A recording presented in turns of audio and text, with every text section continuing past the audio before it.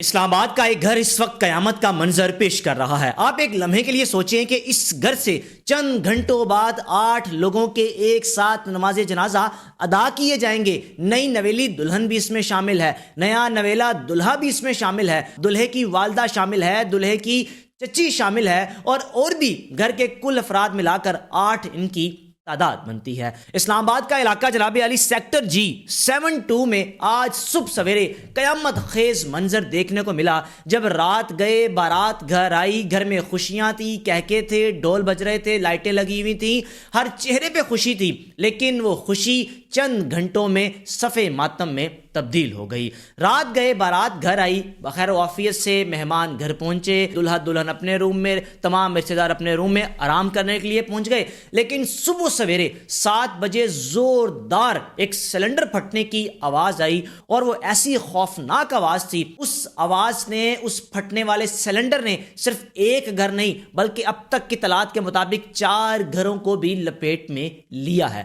8 افراد جو کہ اب تک اس دنیا سے رخصت ہوئے ہیں، اب تک کی اطلاعات کے مطابق پیمز ہاسپٹل میں 10 سے 12 زخمیوں کو بھی لایا گیا، جس میں سے 6 سے 7 زخمیوں کو ڈسچارج کر دیا گیا، اور 2 سے 3 زخمی جن کی حالت اب تک کی اطلاعات کے مطابق خطرناک ہے۔ اللہ تعالیٰ ان کو صبر دے۔ اطلاعات کے مطابق جو کہ دلہے کے والد کا ایک انٹرویو سامنے آیا، ان کے مطابق میری بہو، میرا بیٹا، میری اہلیہ، میری بھابھی اور مزید 4 افراد، یعنی کل ملا کر 8 افراد اس دنیا سے رخصت ہوئے۔ صبح 7 بجے اچانک سے ہم سب سوئے ہوئے تھے، زوردار آواز آئی، اور وہ زوردار آواز ان کے مطابق سلنڈر پھٹنے کی وجہ سے آئی۔ لیکن اب کچھ لوگ یہ بھی کہہ رہے ہیں کہ ایسے کیسے ہو سکتا ہے، سلنڈر پھٹ گیا اچانک سے، رات گئے، سلنڈر گھروں میں پھٹ جاتے ہیں، اس طرح کے واقعات سامنے آتے ہیں، لیکن کچھ لوگ اس میں بھی سوال پیدا کر رہے ہیں کہ اچانک یہ سب کیسے ہوا، دلہا دلہن کے خلاف کوئی سازش تو نہیں ہوئی؟ لیکن فیملی کی جانب سے ایسی افواہوں کو ڈینائی کیا گیا کہ سلنڈر پھٹنے کی وجہ سے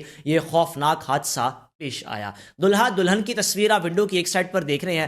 کیسی قسمت پائی ان دلہا اور دلہن نے، شادی کی پہلی رات ہی اس دنیا سے رخصت ہو گئے۔ جناب علی اسلام آباد کا علاقہ جو سیکٹر جی 7 ہے، پورا علاقہ، ارد گرد جتنے بھی لوگ رہتے ہیں وہ آ کر اس گھر کو دیکھ رہے ہیں، اس منظر کو دیکھ رہے ہیں۔ تصاویر میں نے دیکھی، بے جان جسموں کو ملبہ ہٹا کر نکالا گیا، ایک عجیب سا منظر ہے، چیخ و پکار ہے۔ جو رشتہ دار ہیں، جو شادی پر آئے ہوئے تھے، جو قریب رہتے تھے، جنہوں نے آج ولیمے میں شرکت کرنی تھی، آپ سوچیں کہ آج ولیمہ تھا، ولیمے کے روز دوبارہ سب نے اکٹھے ہونا تھا، لیکن آج وہ اکٹھے کس صورت میں ہو رہے ہیں کہ جب 8 لوگ اس دنیا سے رخصت ہو گئے ہیں۔ اس واقعہ کے حوالے سے سوشل میڈیا کے تمام پلیٹ فارمز پر جس نے بھی گھر کے ویژولز دیکھے، ویڈیوز دیکھیں، کپل کی پکچرز دیکھیں، یقین جانیے سب کی آنکھیں نم ہو گئیں۔ زندگی کے ایک لمحے کا نہیں پتا کہ آپ نے اگلا سانس لینا بھی ہے یا نہیں۔ اس گھر میں بھی خوشیاں تھیں، میاں بیوی نے شادی ہوئی، خواب سجائے ہوں گے، کیا کچھ پلاننگز انسان نے کی ہوتی ہیں، لیکن وہ سب کچھ پلاننگز، وہ سارے خواب